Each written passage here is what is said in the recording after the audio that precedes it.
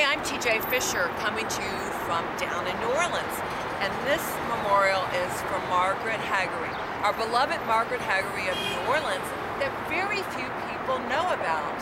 Margaret was one of the greatest heroines in American history. She was born as an Irish woman who came over to America as an infant. She left her mark in New Orleans as an adult by being one of the most profound humanitarians, philanthropists, social reformers, and epic businesswomen. Margaret arrived in Baltimore as a baby. Her siblings were left behind in Ireland, and her parents died there in Baltimore along with the one other child that came with them. Margaret herself became an orphan. She never learned to read or write. She was basically an indentured servant child who lived with a kind family that took her in. As an adult, she moved here with her husband and her own baby, and they both died from yellow fever here in New Orleans. Margaret was left as a young woman on her own in antebellum New Orleans, which was quite a rousing place.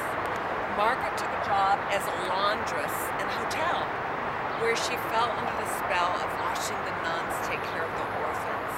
Margaret dedicated the rest of her life to caring for the poor, the suffering, and the orphans of New Orleans.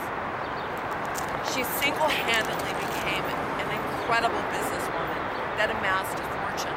She started with a dairy. She moved on to a bakery. She had the first steam-operated mechanical bakery in the South. She was very famous for her bread. Margaret was also a good fundraiser for the orphans. She got people to give her plantations. She was the Mother Theresa of her era, of really any era.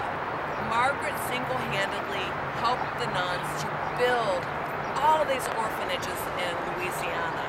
She funded them, she helped run them. In that era, she went to all the yellow fever homes to assure the dying mothers that their babies would be taken care of. Margaret was beloved by all the New Orleanians, the politicians, the wealthy. Everyone came to her for counsel and advice. When Margaret fell ill, she received a cross from the Pope. At her funeral, the third Archbishop of New Orleans gave her eulogy. She had cardinals as pallbearers. The stock market shut down. The streets were flooded with Margaret admirers. News about Margaret was carried all over America in 1882. After she passed away, the locals got together and built this monument out of Carrara, a very famous artist who sculpted General Lee, and Beauregard sculpted this forever monument of Margaret. It was erected in 1886, and ever since then, it's sat right here in this spot where Margaret looks down at us. She survived storms, decay, all kinds of turmoil. Today, we're determined to bring Margaret's story back to prominence, to stabilize her statue, which is 140 years old. It is the second statue erected of a woman in America, of only 19 that exist as outdoor sculpture. Margaret's information can be found on her fan site. She has a Facebook fan site for beloved Margaret Haughery of New Orleans. You can read all about her story there, and she needs people like you, people like me, to bring her story forward. She's the subject of a play. She's going to be a Broadway musical, and we're also involved in movement to canonize Margaret, to beautify her and bring her to the world.